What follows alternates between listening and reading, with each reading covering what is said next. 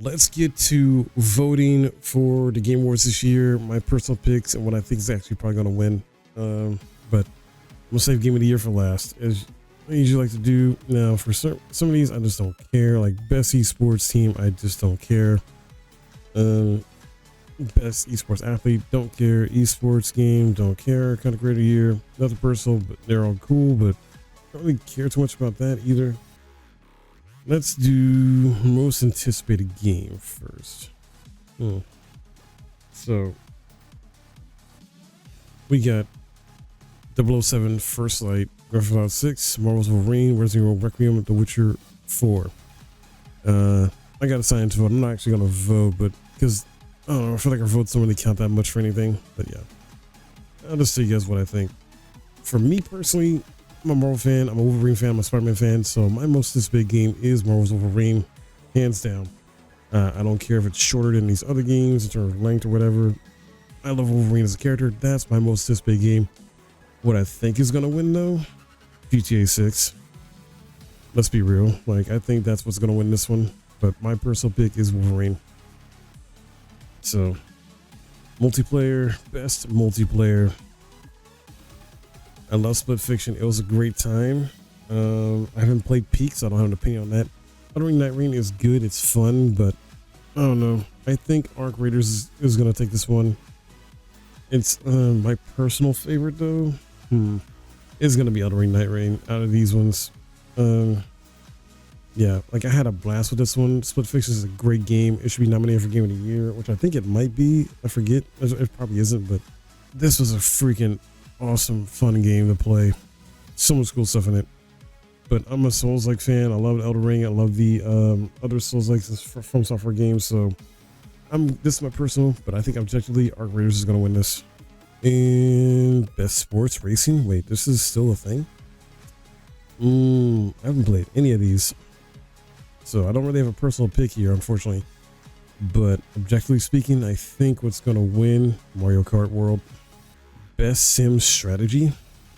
Dang, I haven't played any of these either. I own Final Fantasy Tactics, Seals Chronicles. Still have to do a playthrough of that. I want to get to Altars. I've seen some tidbits of that game. It was very fun. For this one, though, since I have played other Final Fantasy games, I'm a Square Enix person.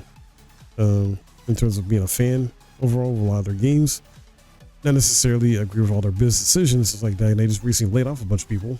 That's not cool, but I think this one might be taken by Final Fantasy Tactics, maybe. Let's see, best family. Well, then when I played Hero Split Fiction, but family, I think Nintendo usually takes this one a lot of the time. Oh, I forgot about Lego Party. You know what? For a family game, I'm gonna guess that Lego Party takes it. The only other one I could see taking this is Mario Kart World. But yeah, I think Lego Party. Fighting game. There wasn't a ton, I feel like, overall this year. Man, all the issues this game has, unfortunately. All the freaking issues. This was a bit tough. For me personally, I'm stuck between Capcom Fighting Collection 2 and Virtua Fighter 5 Revo World Stage. I have Revo on PC. But this Capcom Fighting Collection 2 is really good. I'm going to say my personal pick, though, is going to be Virtua Fighter 5. Objectively, though, what might win? 2XKO, I think, could objectively win this one. Issues with this game. This isn't as big as it should have been, I feel like. It's a good game, but I think this is a little bit more popular or more better overall as a fighting game than this one. And this as well. So, yeah. Let's see. Where am I at? Where am I at? Best RPG. Okay, so best RPG for this year. I recently just beat this game. Please check out my review, because I did make a review of it. Monster Hunter Wilds has pissed a lot of people off in terms of the PC gamer audience. So, RPG of the year, even though this is my game of the year, personally, see, I haven't played this one. I played Avowed, wasn't as good as Outer Worlds 2. Honestly, I'm gonna go with Clear Obscure. That's my personal and objective opinion on that. But at the same time, actually, no, I'm gonna change that. Personal is Clear Obscure, but objectively, I think Kingdom Come Deliverance 2 should get this, because I think this is gonna get Game of the Year.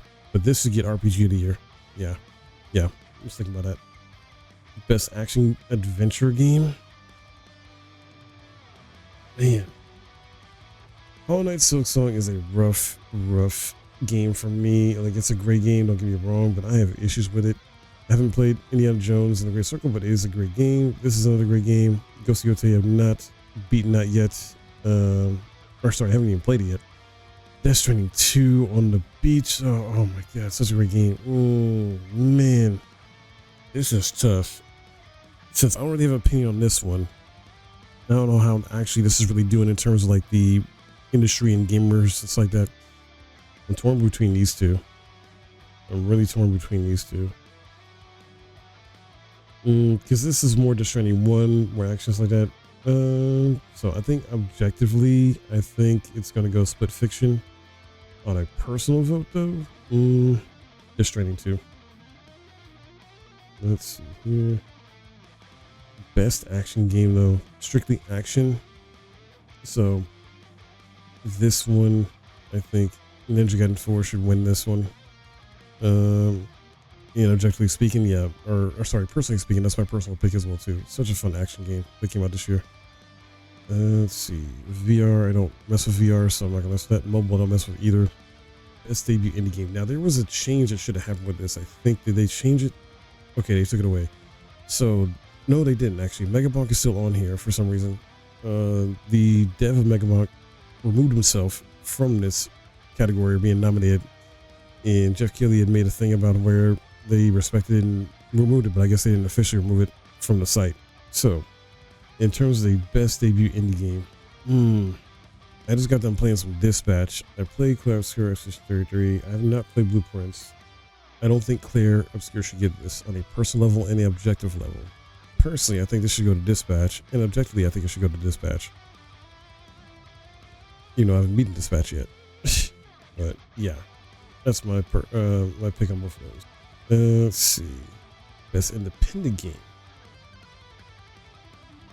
Overall, best independent game. This is tough because personally, like, I know Claire Obscure Expedition 33 is nominated for like 12, and all these are great games. That's the thing. All these are great games. Like, I haven't played Blueprints. I haven't played Ball Pit. I haven't played Absalom outside of the demo. I don't think. I think this should go to Hades 2 at the very least on a personal level. Yeah, Hades 2. Even though I really like this one, and this will probably get it. I think honestly, Expedition 33 is going to take a lot of awards this year. So objectively speaking, this is probably going to go to Expedition 33. But I think on a personal note or personal level, to Hades 2. Partially because I don't want Expedition 33 to win too much. Like, I love the game. I think it should be Game of the Year for sure. But it's in 12 categories, and I don't think it should win all 12 categories personally. Let's see. So, what's been nominated for 12 categories? Best community support. This is tough. I mean, Fortnite and Final Fantasy 14, I think always get nominated. Or if not for this, for ongoing game. But there was 2. Baldur's Gate 3, I don't know. I love Baldur's Gate 3, but I don't know what it's done lately. Like, as far as ongoing support, I feel like these two have done more. No Man's Sky, I think, has done more too this year than Baldur's Gate 3 in terms of ongoing or best community support. I don't know. My man, I dig these two the most. I'd say personally, Final Fantasy 14. Objectively speaking, FF14, because I think this has done more in terms of best community support. But we'll see. But then again, maybe not because of mods. Things like that. Then probably go to Baldur's Gate 3. So that's a tough one. Best ongoing, which has similar, basically the same games -1. Best ongoing. Personally, Final Fantasy 14, but objectively speaking, I think Marvel Rivals should get this one because of all the success it's had this year, and they just added Gambit to the game, and I just still got to try out Gambit. I think this should go to Marvel Rivals, yeah, objectively speaking. But personally, I love Final Fantasy 14. Games for Impact. Well, the only one of these I've played is South of Midnight. I don't know anything really about the other games, so I'm just going to go South of Midnight for this one, personally and objectively. Innovation and accessibility. Now, I do love this stuff, and you guys can hate on them as much as you want when it comes to Ubisoft, but they're one of the best companies to do accessibility in gaming. And I think on a personal objective level, it's going to go to Assassin's Creed Shadows.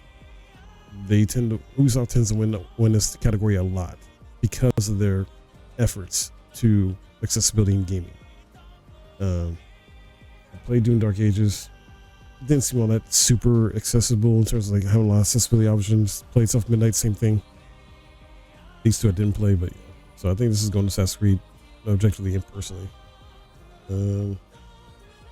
Best performance. Now this is really tough. This is really tough because, well, I haven't played Ghost of Yota yet. I have not played Indiana Jones and the Great Circle, but Troy Baker is amazing as a actor. So is Charlie Cox, Ben Starr. So this is really tough because I really like these two a lot. Jennifer English is amazing as well too. Personally, I think for this year at least. Oh man, I'm stuck between these two. I'm gonna say Ben Starr because technically he had more of a bigger role within Expedition 33 than Charlie Cox. Charlie Cox's character, I mean, he recorded like 4 hours or so, and I don't know. Objectively speaking, though, I don't know. This is a toss-up, honestly. Because it easily could go to Jennifer English and it easily could go to Troy Baker. Because let's be real, like he does such a great job as Indiana Jones, like doing a Harrison Ford type of voice in that game. Jennifer English does a fantastic job in Expedition 33, like all the way through the game. She's in the entire game. So I think maybe objectively it might more so go to her. Well, Sound F was really good too. Yeah, I don't know. Objectively, Jennifer English or Troy Baker. It's a toss-up between those two, in my opinion. Personally, Ben Starr for me. Best audio design. Let's see. This was good in the audio, but I don't think it's best audio design. I don't know. Then I haven't played Ghost of Yota yet, so I don't have an opinion on that. Death Stranding 2 on the beach was really good in the audio. So was Clapscure. Battlefield 6, haven't played it, but I know that has really good audio too in it usually. Man, I think objectively it's going to be a toss-up between Battlefield 6 and Clapscure. Personally though, I'm gonna go for Expedition 33 on this one. Best music score and best score and music. Sorry, I read that wrong. Personally, Lorien Testar for Expedition 33. That music is so freaking good. The score is so freaking good. Objectively speaking, I think this also takes it. This game, or this person for this game, takes it. Best art direction. This is tough because all these games are really good in art. Like I've seen, especially Death Stranding 2, like I've seen a lot of fan art as well as other art, like on Twitter. Similar with Expedition 33. I've seen a lot of fan art and other types of art with this game too. Not so much these games. Not so much these. So I think this is going to be more of a toss-up between these two on a personal level and a objective level. I'm going to say, man, because this involves painting and art technically within the game's lore and mechanics. I'm going to say Expedition 33 takes this personally, or it's my personal vote and objectively. Best narrative. I haven't played this one. The cool thing about this narrative when it comes down to F, once you beat it on the first playthrough, it's not over. There's still more endings you can unlock.